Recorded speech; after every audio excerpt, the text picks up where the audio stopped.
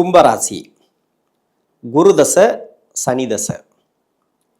இந்த குருதசையும் சனி தசையும் ஜென்ம சனி விடுதலையான பிறகு 2ஆம் இடத்துக்கு சனி பகவான் பயிற்சியான பிறகு, அதாவது 2025 என்ன மாதிரியான பலன்களை கொடுக்கும்? இந்த சனீஸ்வர பகவான் அப்படிங்கிறது ஜென்ம ராசியில் இருந்து படாத பாடு இந்த கும்பராசிக்காரர்களுக்கு தசா ரீதியாக உங்கள் சுய ஜாதகத்தில் வலுவான தசையாக இருக்கக்கூடிய நபர்கள் கூட, சுப ஆதிபத்தியம் பெற்ற தசைகள் கூட, சுப தொடர்புகள் கொண்ட தசைகள் கூட, அது சனி தசையாக இருந்தாலும் சரி, குரு தசையாக இருந்தாலும் சரி, இந்த 2 தசைகளில் இருக்கக்கூடிய நபர்களுக்கும் மிகப்பெரிய பாதிப்புகளை கொடுத்தது ஜென்ம சனியில். இந்த ஜென்ம சனி அப்படிங்கிறது மறக்க முடியாத ஒரு நிகழ்வுகளாக இருந்திருக்கிறது இந்த கும்பராசிக்காரர்களுக்கு. இதன் பிறகாவது ஒரு நல்ல ஒரு விடிவு காலம் வருமா அப்படின்னு நினைக்கக்கூடிய இந்த கும்பராசி அன்பர்களுக்கு குரு தசையும் சனி தசையும் அடுத்து எடுக்கக்கூடிய அவதாரம் எப்படியா இருக்கும்? சனி பகவான் ராசியாதிபதின்னு சொல்லக்கூடியவர், லக்னாதிபதின்னு சொல்லக்கூடியவர். இந்த ராசிக்கு கெடுபலன்களை செய்ய மாட்டார் அப்படின்னு நம்ம சொன்னால் கூட, உங்கள் சுய ஜாதக அடிப்படையில் 2ஆம் இடத்துக்கு வரும்போது நல்ல பலன்களை கொடுக்குமா அப்படின்னாக்கா, குடும்பஸ்தானத்துக்கு வரும்போது நல்ல பலன்களை கொடுக்குமா அப்படின்னா, சனி பகவானை பொறுத்த வரைக்கும் 7.5 வருடங்கள் அவர் எடுத்துக்கொண்ட ஒரு வேலை, பொறுப்பு, அவருக்கு கொடுத்த வேலை, உங்கள் கர்ம அடிப்படையில் உங்கள் சுய ஜாதகத்தில் நீங்கள் சனி பகவானுக்கு கொடுத்த வேலை, நீங்கள் என்ன வேலை கொடுத்தீங்களோ, அதாவது உங்களுடைய ஜனனகால ஜாதகத்தில் அவர் எந்த இடத்துல இருக்காரோ அது உங்களுடைய கர்மா. அந்த வேலையை தான் இப்போ 7.5 வருஷமாக பண்ணிகிட்ருக்கார். இதில் பயங்காட்டுறதுக்கு எதுவுமே இல்லை. என்னென்னா, இந்த 7.5 சனி முடிகிற வரைக்கும் அவர் கொடுக்கறது தான். இதில் குரு பயிற்சி, ராகு கேது பயிற்சி, மற்றபடி பார்த்தீங்கன்னாக்கா அந்த மாதக்கோள்கள் சூரிய பயிற்சி, சுக்கிர பயிற்சி, வக்கரகதியில் இருக்கிறது, வக்கர நிவர்த்தி ஆகிறது, இந்த பயிற்சிகள் எதுவுமே உங்களுக்கு பலன்களை கொடுக்காது. எல்லாமே இந்த சனி பகவான் தான் கொடுக்கணும். நீங்கள் சனி பகவானை மட்டுமே ஃபாலோ பண்ணணும். அது மட்டுமே என்ன கொடுக்குது, அதுக்குண்டான பரிகாரங்களை மட்டுமே பண்ணணும். பரிகாரம் அப்படின்னாக்கா வழிபாடு முறைகள் தான். பரிகாரம் பண்ணால் உங்களுக்கு விட்டுருமா அப்படின்னா கிடையாது. வழிபாடு முறைகள், அதாவது நீங்கள் கரெக்டாக உங்களை கரெக்டாக நேர்வழிப்படுத்திக்கிறது தான் பரிகாரம். உங்களுக்கு பிடிச்சா எந்த கோயிலுக்கு நீங்கள் போகணுன்னு நினைக்கிறீங்களோ அந்த கோயிலுக்கு போகலாம். சாதாரணமாகவே உங்களுக்கு மனசுக்கு என்ன கோயிலுக்கு போகணுன்னு தோணுதோ அந்த கோயிலுக்கு போகலாம். ஆனால் இந்த சனி பகவான் அவர் எடுத்துக்கொண்ட வேலையில் அவர் கரெக்டாக இருக்கார். உங்களுக்கு நல்ல பலன்களா இல்லை தீய பலன்களா, இதன் பிறகு எப்படி இருக்கும்? இந்த கும்பராசியில் இருக்கக்கூடிய 3 நட்சத்திரக்காரர்களுக்கும், அவிட்ட நட்சத்திரம், சதய நட்சத்திரம், புரட்டாதி 3 பாதங்கள், இந்த 3 நட்சத்திரக்காரர்களுக்கும் எந்தெந்த வயசில் இந்த குரு தசை வரும், சனி தசை வரும்? அவிட்ட நட்சத்திரக்காரர்களுக்கு 20 வயசுலேருந்து 36 வயசு வரைக்கும் குரு தசை வரும். 36 வயசுலேருந்து 55 வயசு வரைக்கும் இந்த சனி தசை வரும். சதய நட்சத்திரக்காரர்களுக்கு, ஏன்னா சதய நட்சத்திரம் அப்படின்றது முழுமையான 4 பாதங்களை கொண்டது.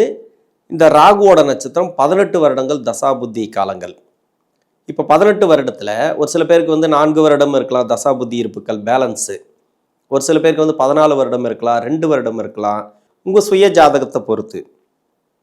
இப்போ நம்ம சென்ட்ர பகுதியில் எடுத்தாலும் முன்னாடி இருக்கிறவங்களுக்கு கொஞ்சம் இடிக்கும் அந்த தசாபுத்தி ரீதியாக, பின்னாடி இருக்கிறவங்களுக்கு இடிக்கும். அப்போ முதல் பாதத்தில் இருக்கிறவங்களுக்கு இப்போ 14 வருடங்கள் தசாபுத்தி இருப்பு இருக்கு அப்படின்னு வச்சுக்கலாம். 14 வயசு வரைக்கும் தசாபுத்தி இருப்பு இருக்குன்னு வச்சுக்கலாம். உங்கள் சுய ஜாதகத்தில் ராகுபனோட தசை இருப்பு 14 வருடம் அப்படின்னு வச்சுக்கிட்டா 30 வயசு வரைக்கும் உங்களுக்கு குரு தசை நடப்பில் வரும். அதே 4 வருடங்கள் தான் இருக்குது அப்படின்னாக்கா 20 வயசுலேயே முடிஞ்சிடும். அப்படியும் இருக்குது. கிட்டத்தட்ட 20 வயசுக்கு மேலே இருக்கக்கூடிய இந்த குரு தசை நடக்கக்கூடிய நபர்களில் இருந்து 59 வயசு வரைக்கும் உங்களுக்கு சனி தசை நடப்பில் வரும். கிட்டத்தட்ட 20 வயசுலேருந்து அவிட்ட நட்சத்திரக்காரர்களும் சதய நட்சத்திரக்காரர்களும் 20 வயதுலேருந்து உங்கள் தசாபுத்தி இருப்புகளை ஏற்ற மாதிரி 20 வயசுலேருந்து 59 வயசுக்குள்ளே இருக்கக்கூடிய நபர்களுக்கு இந்த குரு தசையும் சனி தசையும் நடப்பில் வந்துடும். நடப்பில் வந்துருனாக்கா இந்த வயசு காலத்தில் தான் நீங்கள் அனுபவிப்பீங்க அந்த சனி தசையும் இந்த குரு தசையும். பூரட்டாதி நட்சத்திரக்காரர்களுக்கு இந்த புரட்டாதி அப்படிங்கிறது 11 வருடங்கள் தசாபுத்தி இருப்பு எடுத்துக்கிட்டா கூட சனி தசை வந்து 19 வருடங்கள், கிட்டத்தட்ட 30 வயசுல சனி தசை முடிஞ்சிடும் புரட்டாதி நட்சத்திரக்காரர்களுக்கு. அப்போது இந்த 3 நட்சத்திரக்காரர்களும் புரட்டாதி நட்சத்திரம் தவிர குரு தசை மட்டும் புரட்டாதி நட்சத்திரத்துக்கு குழந்தை பருவத்திலே போயிடும். சனி தசை மட்டும் தான் 30 வயசுக்குள்ளே வரும். அப்படி இது மாதிரியான அமைப்புகளில் இருக்கக்கூடிய தசை முதல்ல குரு தசை. இந்த ராசிக்கும் இந்த லக்னத்துக்கும் குரு நன்மை செய்வாரா தீமை செய்வாரா? இந்த ராசிக்கும் இந்த லக்னத்துக்கும் குரு நன்மை செய்வார். ஏன்னா லக்னத்துக்கு 2 குடையவர் 11ஆம் அதிபதினு சொல்லக்கூடியவர், 2 ஆதிபத்தியத்துக்கும் உரிய கிரகங்கள். நன்மை செய்வார். எப்படி செய்வார்? முதல் 10 வருஷம் மட்டும்தான் நன்மை செய்யும். இந்த ராசிக்கும் இந்த லக்னத்துக்கும். மகரத்துக்கும் அதே மாதிரி தான். சனியோட வீட்டுக்கு 2 ஆதிபத்தியமாக தான் வேலை பார்ப்பார். மற்ற எல்லா கிரகத்துக்கும் எல்லா கிரகத்தோட வீட்டுக்கும் 16 வருஷமும் நல்லாயிருக்கும். உங்கள் சுய ஜாதக அடிப்படையில் அங்கேயும் வந்து 10 வருடம் ஒரு பலன், 6 வருடங்கள் ஒரு பலன்கள் இருக்குது. அது இருக்கிற இடத்த பொறுத்து.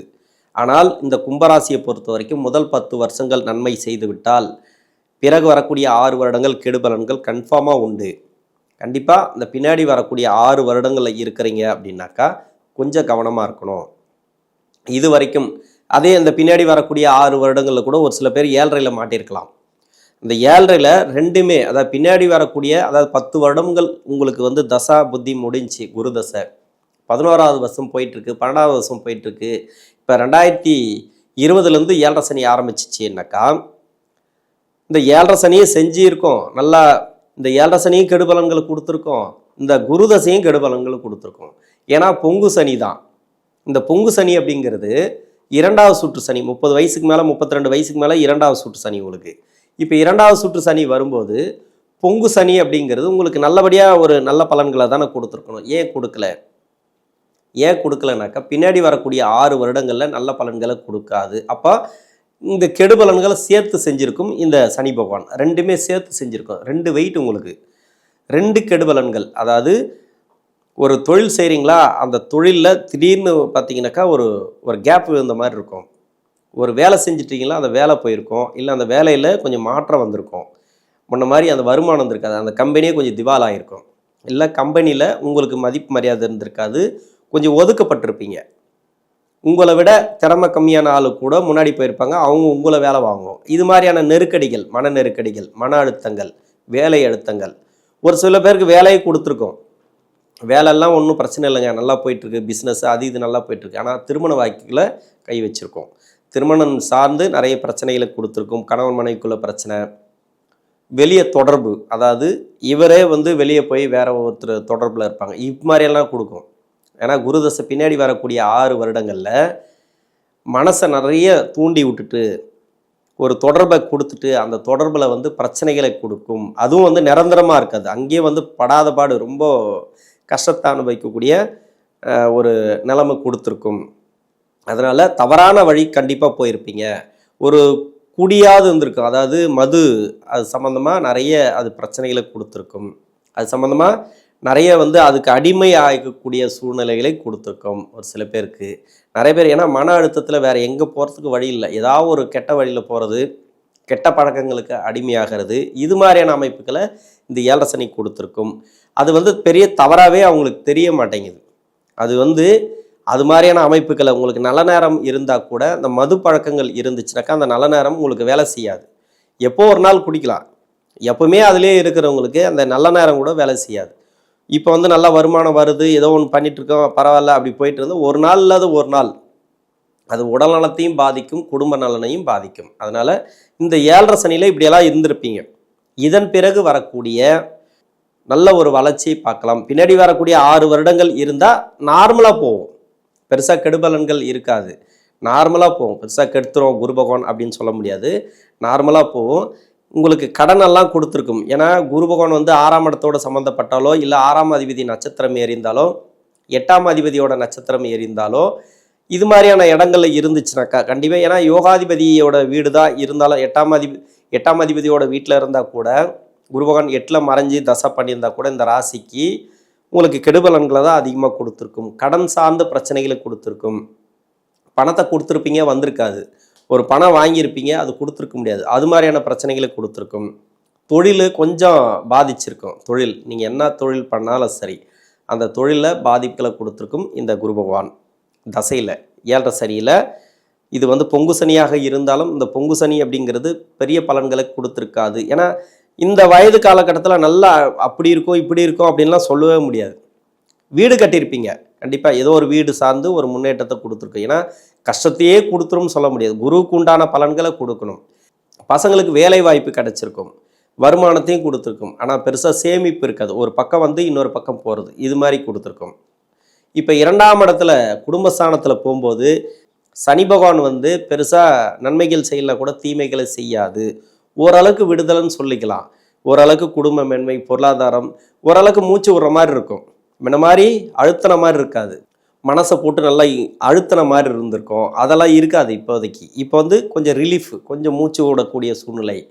கிட்டத்தட்ட பார்த்தீங்கன்னாக்கா உயிர் போகிற நிலமையிலேருந்து இப்போ வந்து யாரோ ஒருத்தர் தண்ணி கொடுத்த மாதிரி, யாரோ ஒருத்தர் சாப்பாடு போட்ட மாதிரி கொஞ்சம் அதுலேருந்து வெளியே வருவீங்க. இப்போ இருக்கக்கூடிய மன அழுத்தத்துலேருந்து வெளியே வருவீங்க, வேலை ரீதியாக பாதிப்புகள்லேருந்து வெளியே வருவீங்க, கடன் பிரச்சனையிலேருந்து கொஞ்சம் வெளியே வருவீங்க. அதனால் 2022ங்கிறது நம்ம பெருசாக அமோகமாக இருக்குன்னு சொல்ல முடியாது, அதுக்காக கஷ்டத்தை கொடுக்குன்னு சொல்ல முடியாது, நார்மலாக போகும். ஏன்னா 2ஆம் இடத்துல சனி, ஏன்னா விடுதலை ஆகலை உங்களுக்கு சனி, குரு தசை தான் பரவாயில்ல. ஜென்ம சனியில் படாத பாடு பட்ட மாதிரி 2ஆம் இடத்துல இருக்காது இந்த 7.5 சனியில். அடுத்து பார்த்தீங்கன்னாக்கா சனி தசை. சனி தசையை பொறுத்த வரைக்கும் இப்போ 40 வயசுக்கு மேலே உங்களுக்கு சனி தசை நடக்குது, 60 வயசு வரைக்கும் நடக்குது. சனி தசை பெரும்பாலும் நன்மை செய்யுமா தீமை செய்யுமா அப்படின்னாக்கா, உங்கள் லக்னத்துக்கு அவயோகராக வந்தால் கூட, வேறு லக்னமாக இருந்து அந்த லக்னத்துக்கு அவயோகம் செய்யக்கூடிய இடத்துல இருந்தால் கூட, அவயோகம் செய்யக்கூடிய கிரகம் 3, 6, 10, 11 இருந்துச்சுனாக்கா சிறப்புன்னு சொல்லிக்கலாம். ஒரு சில பேருக்கு வந்து நல்ல ஒரு பலனையும் கொடுத்துருக்கும். துலா லக்னமாக வந்துட்டிங்கனாக்கா, துலா லக்னத்துக்கு வந்து குருவோட வீட்டில் இருந்துச்சுனாக்கா இப்போ 3ஆம் இடத்துல மறைவு, அப்போ அந்த சனி தசை அப்படிங்கிறது நல்ல பலன்களை கொடுக்காது. 7.5 சனி வரும்போது பாடாப்படுத்திருக்கோம். அது மாதிரி இப்போ யோகம் செய்யக்கூடிய லக்னமாக இருந்தால் கூட அந்த லக்னத்துக்கு பலன்கள் சரியாக வந்திருக்காது, நிறைய கஷ்டங்களை கொடுத்துருக்கும். இந்த கஷ்டங்கள் எல்லாமே ரிலீஃப் ஆகும் இப்போ சனி தசையில். இருந்தாலும் சனி தசையில் மேலே மேலே கடன் வாங்கக்கூடாது, கடன் சம்மந்தப்பட்ட பிரச்சனைகளை அதிகமாக கொடுக்கும். மேலே கடன் வாங்காமல் இருக்கிறது நல்லது. ராசிக்கு 5ல் குரு பகவான் போகிறது நல்லது. ஏன்னா அர்த்தாஷ்டம குருவாகவும் இருந்தார் இந்த குரு பகவான். இந்த காலகட்டத்தில் நன்மையும் நடந்திருக்கும் தீமையும் நடந்திருக்கும் இந்த சனி தசை காலத்தில். ஏன்னா சனி தசையில் பெரும்பாலும் வந்து பார்த்தீங்கன்னாக்கா நல்ல பலன்களை கொடுக்காது சனி பகவான். 7.5 சனி வரும்போது அது கம்மி பண்ணியிருக்கும். உங்களுக்கு யோகம் செய்து கொண்டு இருந்தாலும் சனி பகவான் சனி தசையில் யோக பலன்களை கொடுத்து கொண்டு இருந்தாலும் இதுக்கு முன்னாடி 2020லேருந்து உங்களுக்கு கஷ்டங்கள் அதிகமாக இருக்கும். தொழிலில் கொஞ்சம் டல்லாக இருக்கும், வருமானத்தை கொஞ்சம் கம்மி பண்ணியிருக்கோம், இது எல்லாமே நடந்திருக்கும். இப்போ வந்து இந்த 2ஆம் இடத்துல இருக்கக்கூடிய சனி பகவான் குடும்பஸ்தானத்தில் இருக்கிறதுனால குடும்பத்தில் கொஞ்சம் நல்ல ஒரு மேன்மை ஏற்படுத்துவார். இப்போ உறவு முறைகளை கொஞ்சம் மாற்றத்தை கொடுப்பார். அதுவும் இல்லாத 2ஆம் இடத்துல வந்து பார்த்தீங்கன்னாக்கா பூரட்டாதி நட்சத்திரத்தில் இருக்கும்போது ஓகே. ஆனால் உத்திரட்டாதி நட்சத்திரத்துக்கு போகும்போது சனி பகவான் உங்களுக்கு என்ன சாரம் வாங்கியிருக்கோ உங்கள் சுய ஜாதகத்தில் அதனோட அடிப்படையில் தான் அது வேலை செய்யும். ஏன்னா அந்த நட்சத்திரத்தில் போகும்போது தான் அதனுடைய பலன்களை தான் கொடுக்கும். சனி பகவான் வந்து உங்களுடைய கிளாஸில் வந்து கிளாஸ் டீச்சராகவும் இருக்கிறாரு, அந்த ஸ்கூலுக்கு வந்து ஹெட்மாஸ்டராகவும் இருக்கார், அது மாதிரி எடுத்துக்கணும். ஏன்னா சுயசாரம் அப்படிங்கிறது உத்திரட்டாதி நட்சத்திரம் சொந்த சாரம்.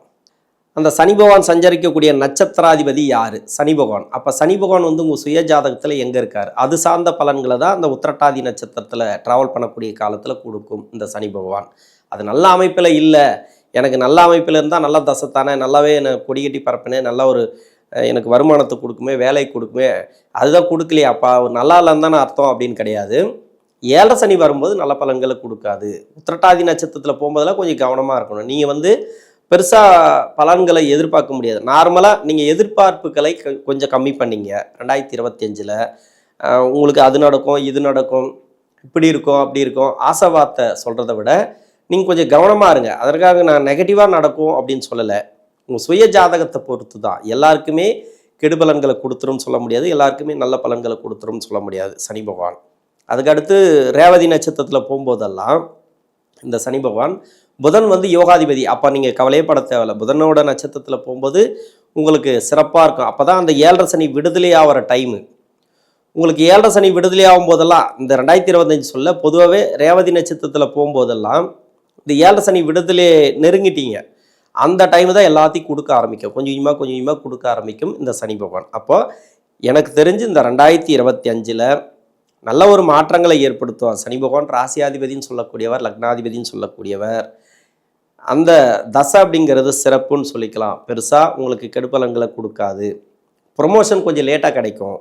வேலை வாய்ப்பில் கொஞ்சம் மாறுதல் கேட்டிங்கனாக்கா அந்த மாறுதல் கொஞ்சம் லேட்டாக கிடைக்கும். எல்லாமே கொஞ்சம் நீங்கள் போராடி வாங்கக்கூடிய சூழ்நிலைகளை ஏற்படுத்தும். தடை தாமதங்களோடு கிடைக்கும். வீட்டில் சுப விசேஷங்கள் நடக்கணும்னு நினச்சிருப்பீங்க. வீட்டில் பசங்களுக்கு திருமணம் பண்ணி பார்க்கணும்னு நினச்சிருப்பீங்க. இல்லை உங்கள் வீட்டில் இப்போது திருமண வயசில் இப்போ பூரட்டாதி நட்சத்திரத்துக்கு திருமண வயசில் வந்துடும் சனி பகவான் தசை.